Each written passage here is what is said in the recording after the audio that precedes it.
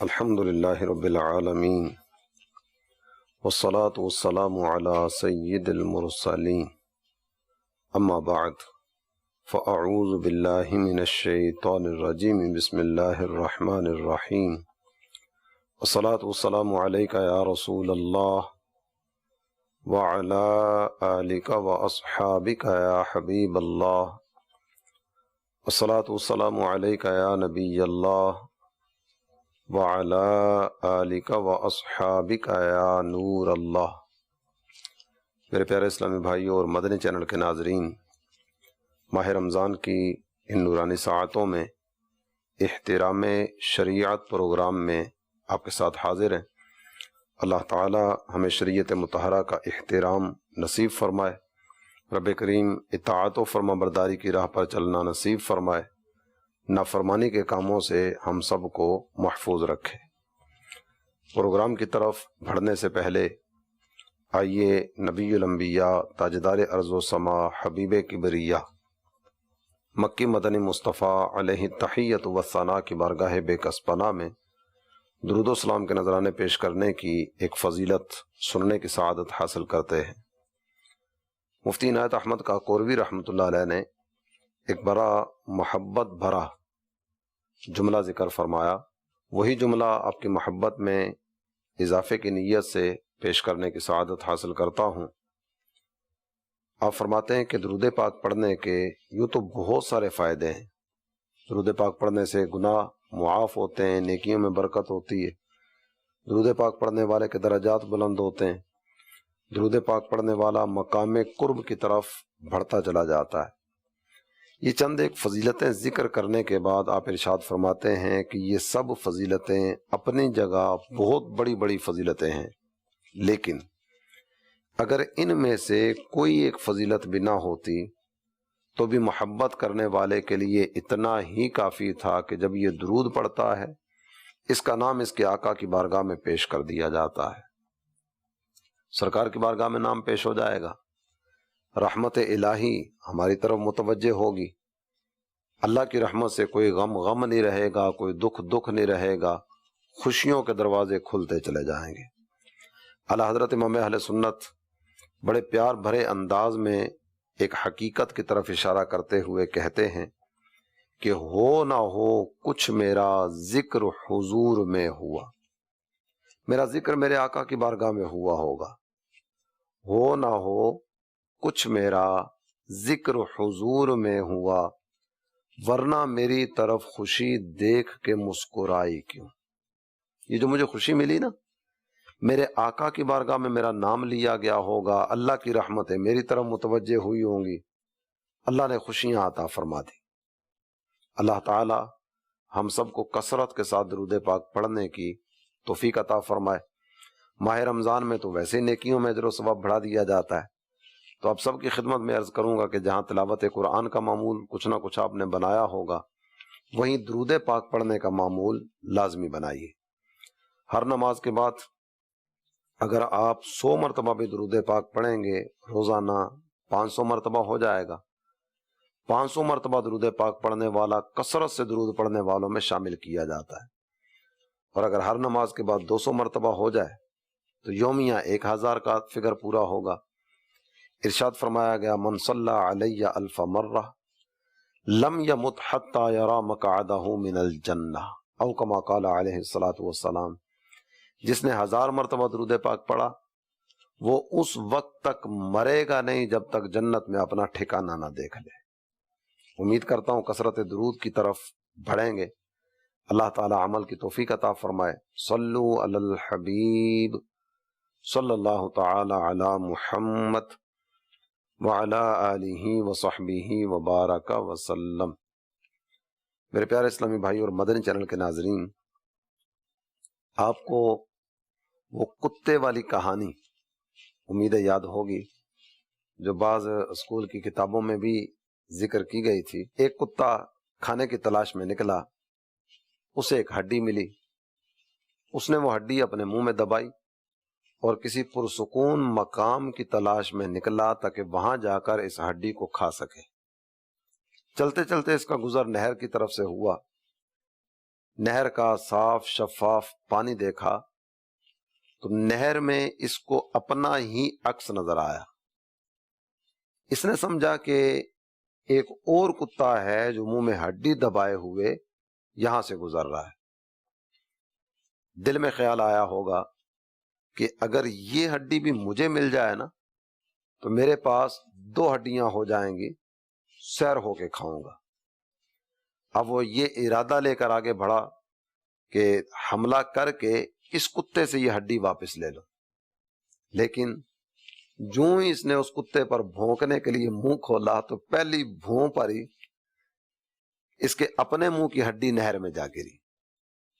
سامنے دوسرا کتا تو تھا نہیں کہ چلو اپنی گئی تو اس سے چھین لے، جو ہی اس کے منہ سے ہڈی نکلی اس کے منہ سے بھی ہڈی گر گئی، اور قبل اس کے کہ یہ ہڈی کی طرف بڑھتا پانی کے تیز بہاؤ میں اس کی ہڈی بہہ کر دور چلی گئی۔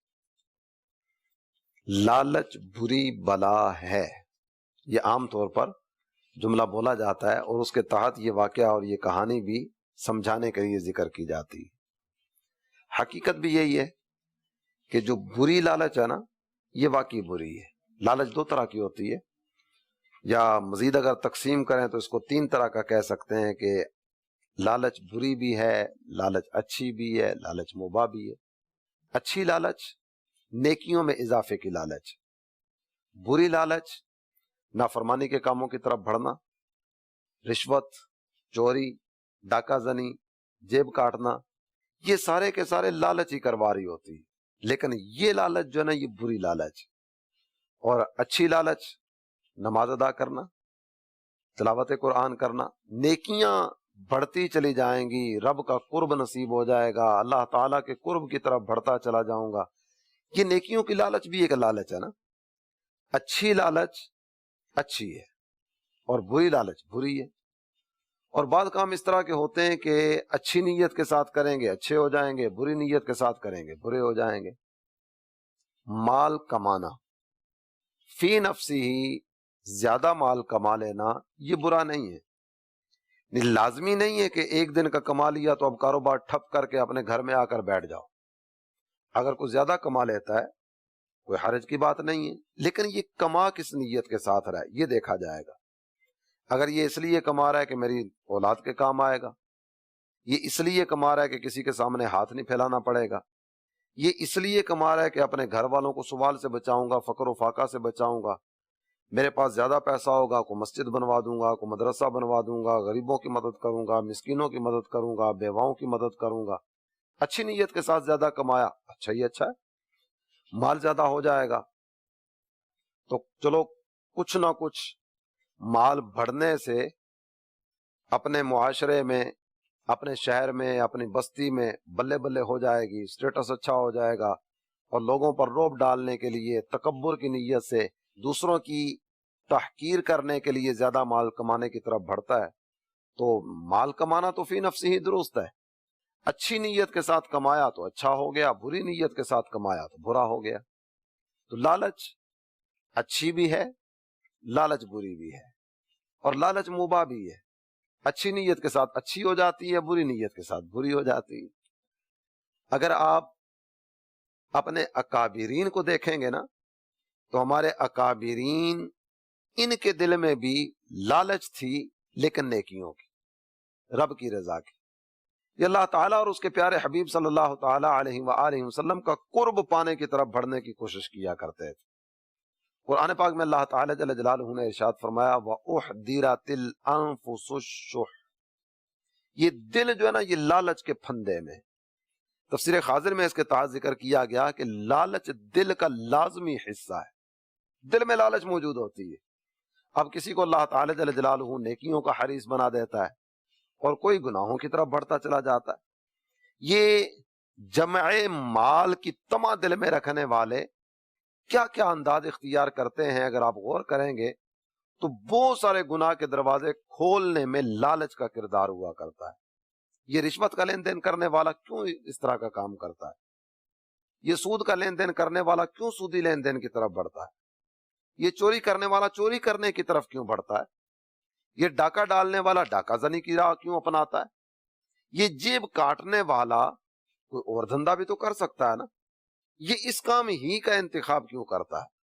دودھ میں پانی ملانے والا، ملاوٹ کا لین دین کرنے والا، اور اس طرح کے کئی اور گناہ کے کام ہیں. اگر پیچھے جا کر دیکھیں گے نا تو اس کے بیک گراؤنڈ میں آپ کو لالچ دندناتی پھرتی نظر آئے گی. لالچ ہی وہ بلا ہے جو بندے کو کئی طرح کے گناہوں کی دلدل میں دھکیلتی چلی جا رہی ہوتی ہے.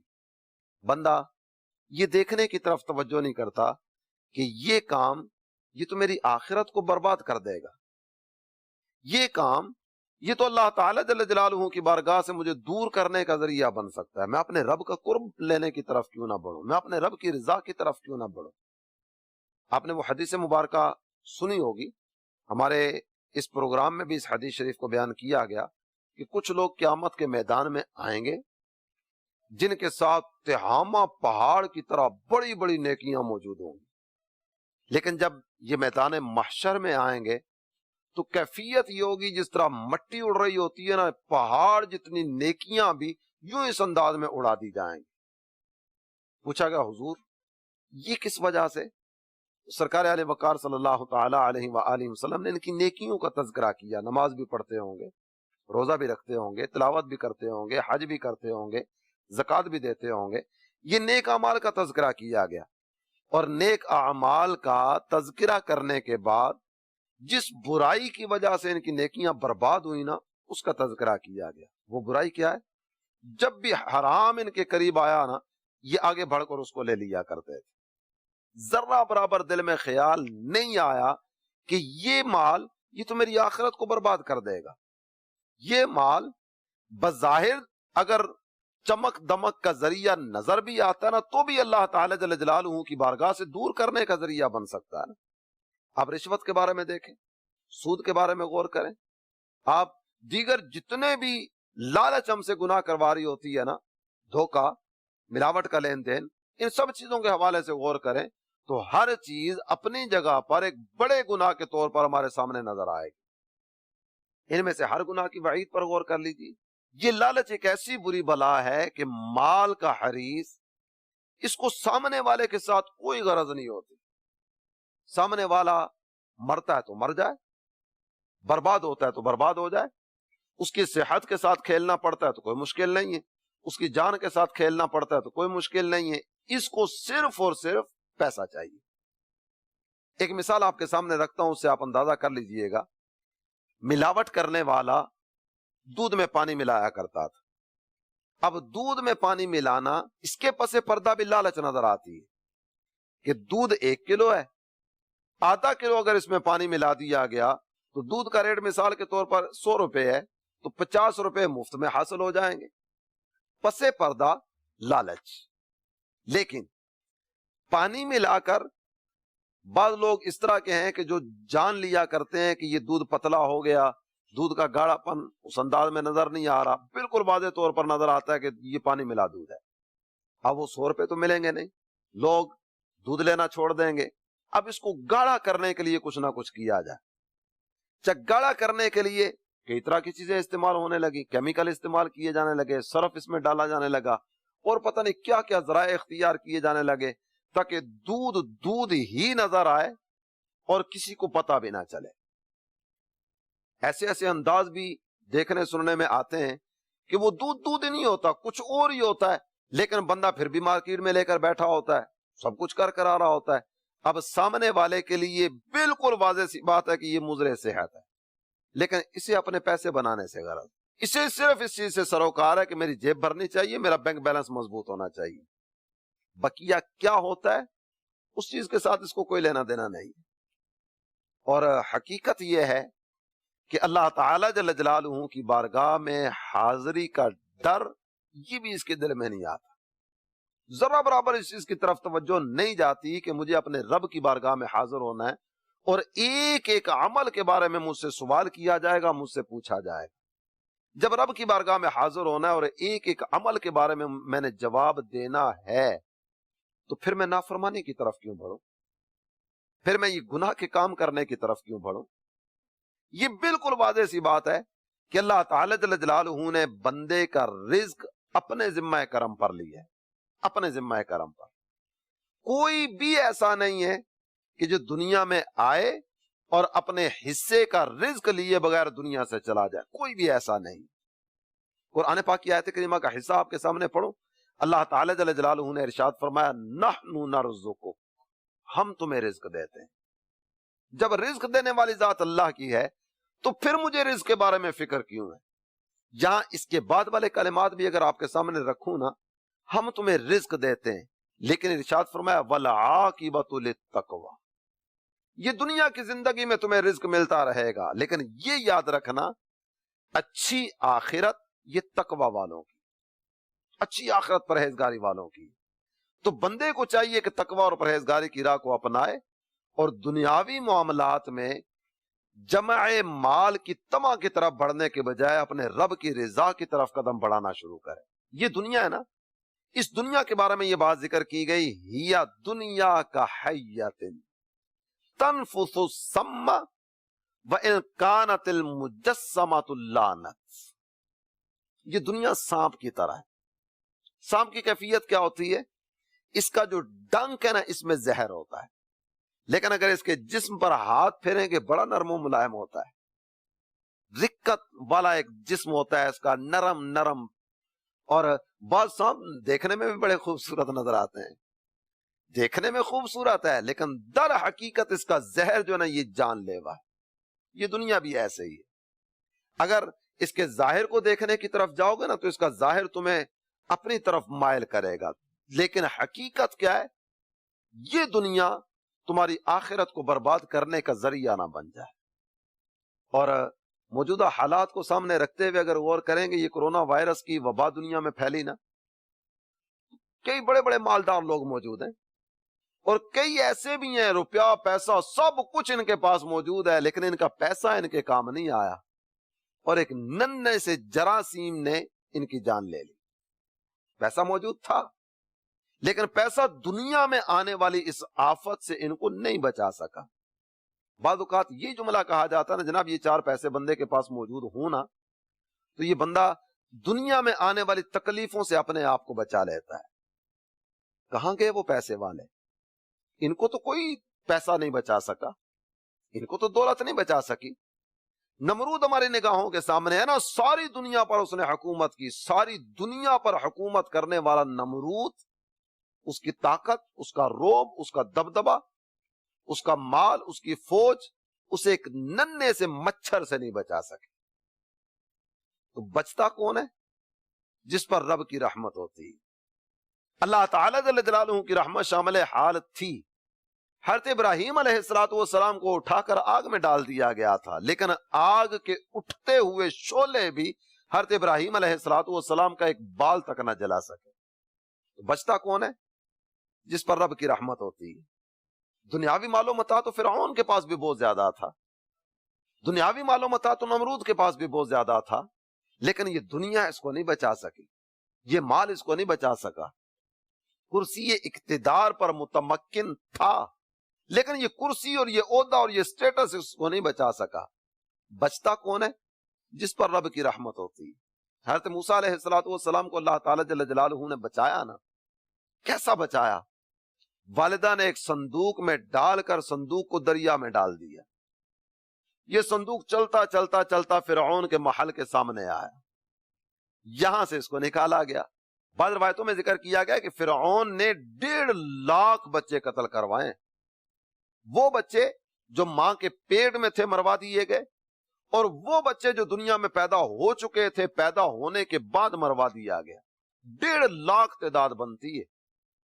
جس فرعون نے اپنا تخت بچانے کے لیے 1.5 لاکھ بچوں کو قتل کیا، اللہ تعالی جل جلالہ نے اسی کے گھر میں حضرت موسیٰ علیہ السلام کی پرورش کا انتظام فرمایا۔ وہ بچانے والی ذات تو اس انداز میں بچاتی ہے۔